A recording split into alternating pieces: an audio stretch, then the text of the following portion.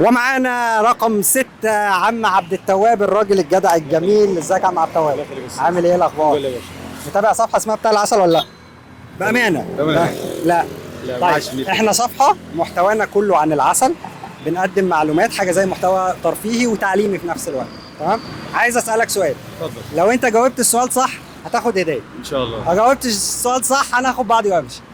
ان شاء الله. تمام؟ خير ان شاء الله.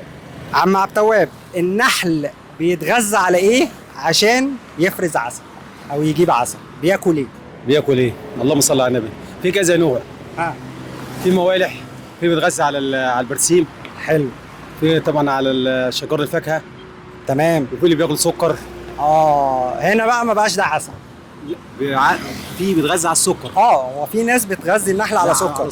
بس احنا مالناش دعوه بالناس دي، عشان كده العسل ده مش مظبوط. ماشي. احنا النحل اللي ربنا خلقه بيتغذى على الله ينور عليك. البرسيم وعلى البردقوش. الزهور. على الزهور كله. الزهور اللي هو الرحيق بتاع الازهار. الرحيق. ايوه الرحيق. كلام مظبوط. وجميع الفاكهه برضه. كلام مظبوط يا عم عبد التواب، وانا مبسوط ان انا شفتك وهديك هديه دلوقتي. اللهم صل على النبي.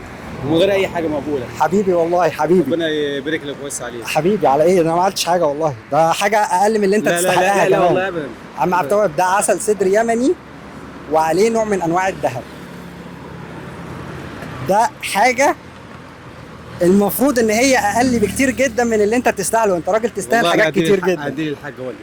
الف صحه وهنا. مبسوط اني شفتك يا عم عبد التواب. يومك جميل ان شاء الله. السلام عليكم. عم عبد التواب مساء الفل. ايه الاخبار؟ تمام الحمد لله. بص يا عم عبد التواب، احنا بنصور محتوى عن العسل وبنسال سؤال، لو تمام. جاوبته صح بتاخد هديه.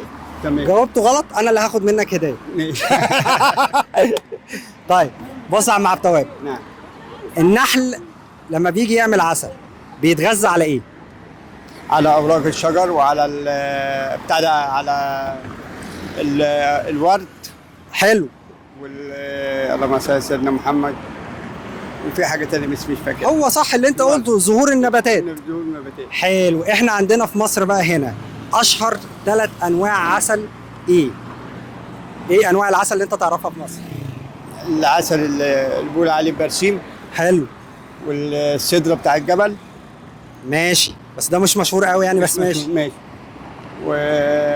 والبتاع اللي اسمه بيسموه عسل اسمه ايه؟ رحيق الزهور. ماشي. موالح. مش سامع. عسل الموالح مشهور جدا. حبيبي يا عم عبد التواب، حضرتك انا على قدي. احسن واحد في الله الدنيا. يبارك لك. دي واحده اجيب لك هديتك وقول لي هتعجبك ولا لا. الله. حبيبي يا عم عبد التواب، ده تمام. نوع عسل نادر جدا، تمام. بيجي من اليمن.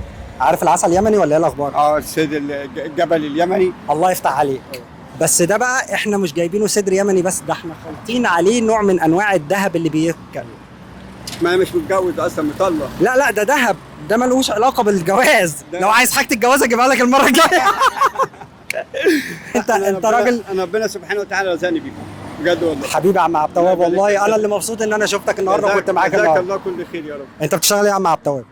كنت صاحب شركه توريدات، وبعد كده وقعت مني زي ما انت شايف اللي انا قلت لك عليه ده، بجيب له تعيش. ان شاء الله ان شاء الله الظروف تبقى احسن واتمنى من الله ان انت تدوق العسل ده. هو حاجه اقل من قيمتك طبعا، بس انت تستاهل حاجه اكتر من كده كمان. من امتى؟ الله يبارك لك. والله اقل من قيمتك يا عم عبد التواب. مبسوط اني شفتك يا عم عبد التواب. جزاك الله كل خير. السلام عليكم. سلامة الله، مع السلامه. بلاش